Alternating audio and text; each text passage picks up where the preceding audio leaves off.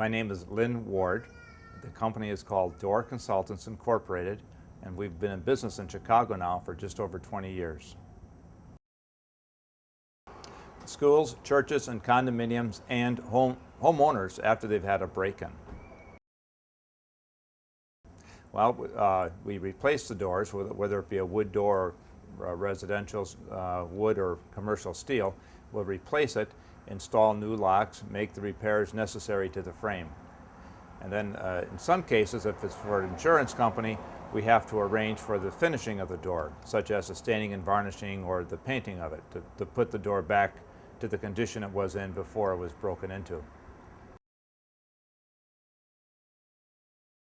One of the things that is confusing to most homeowners is when they look at a door, they have no idea what kind of door it is. They don't know if it's a flush door or if it's a panel door. Now, a panel door has a design to it.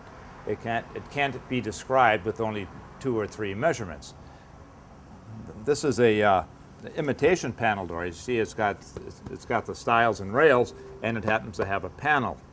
This is an unusual construction. It's actually a solid core door. Not a very good door. Great for interior, but not for anyone's exterior.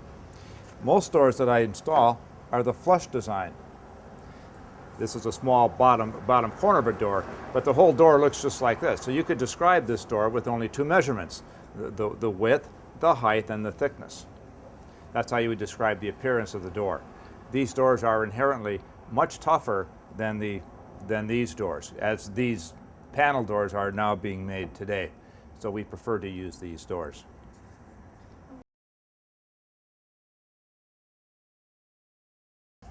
Well, yeah, that type of door, that metal skin door is what's been installed probably in 95% of all the homes that have been built here in the city, especially condominiums, in the last 20 years.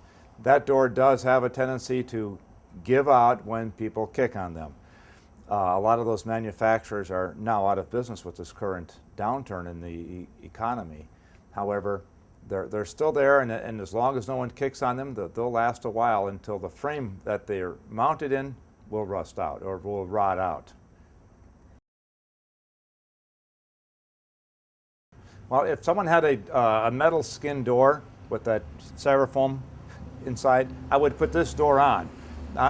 The difficulty, though, is this door weighs about 80 pounds, where the door, that metal skin door that was in that frame, only weighs about 15. So we have to reinforce that frame to even begin to hold this door.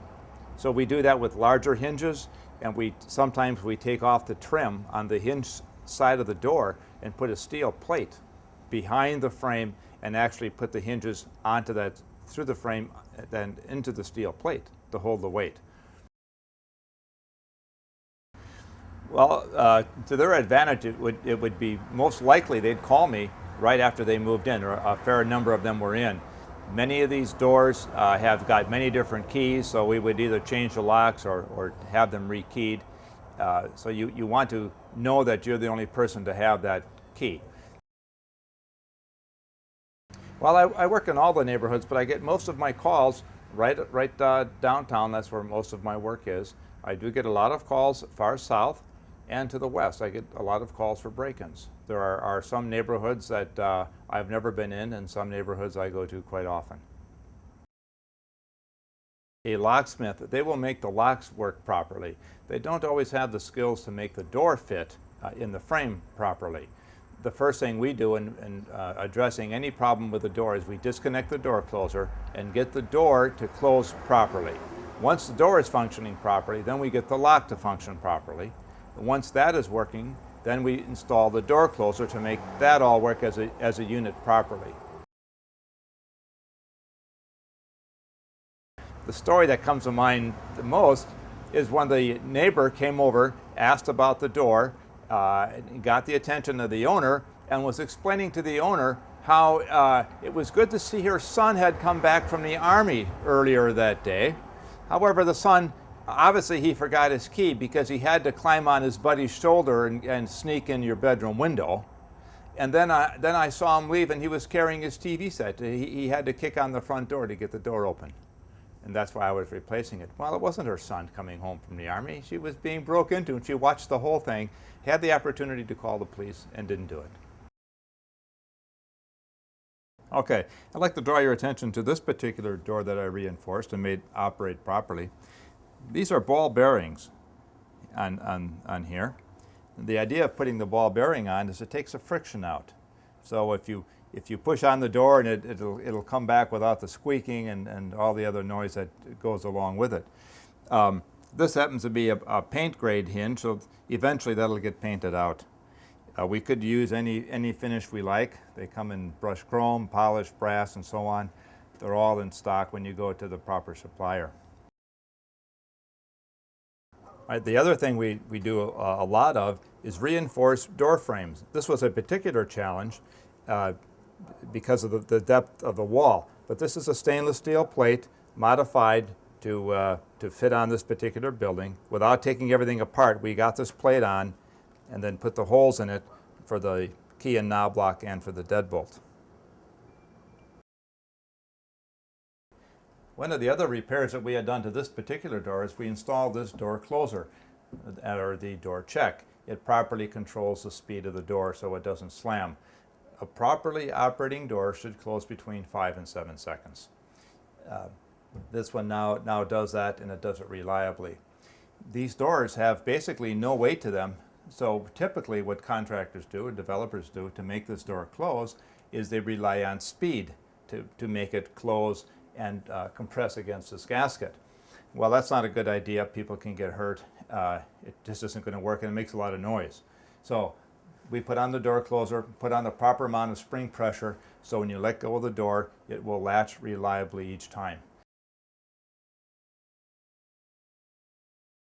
This particular door was never meant to be a common area door. It was meant to be, say, the door to a garage, or maybe the front door to a home, because it's got the fancy window in it. But it was never meant to have a door closer on it, and it was never meant to be used by many different people. So it's kind of a shame. We're taking a door that probably is maybe a $75, $85 door, and we're having to put several hundred. In fact, this door here has got almost $400 of hardware on it to make it close properly. And it's got, again, another $400 or $500 in labor to put all these parts on. So basically you had an $80 door, but you spent another $1,000 on it to make it do what you wanted. Ideally, what the developer would have done is he would have put on a higher quality door from the beginning. Another thing we're in the process of patenting is this particular frame reinforcement. I've been getting a lot of calls for doors that were kicked off on the hinge side, not the lock.